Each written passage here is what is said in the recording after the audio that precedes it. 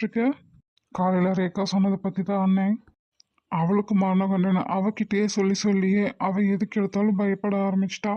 அதுக்கேற்ற மாதிரி தானே எல்லாமே நடக்குது. ம், நிஜமா சாகிறது அப்புறம் இருக்கட்டும். இவ அதை நினச்சி நினச்சி அணுவா செத்துட்ருக்கா. அப்படியெல்லாம் எதுவும் நடக்காது பார்த்தா. எல்லா கணத்துலேருந்து தப்பிச்சுட்டு தானே வந்துட்டுருக்கா. அப்புறம் என்ன, அதெல்லாம் பாப்பா 100 வருஷம் இல்லை, அதுக்கு மேலேயும் நல்லா இருப்பா. கிளவி சொன்னதை யோசிச்சியான்னு ஒவ்வொரு தடவையும் என் பேத்தி செத்து செத்து பொழைக்கிறா. அதுதான் உண்மை. ஆனால் அப்படின்னாலும் நம்ம கண்ணுக்கு முன்னாடி இருக்காளே, அதுவே சந்தோஷம். ம்.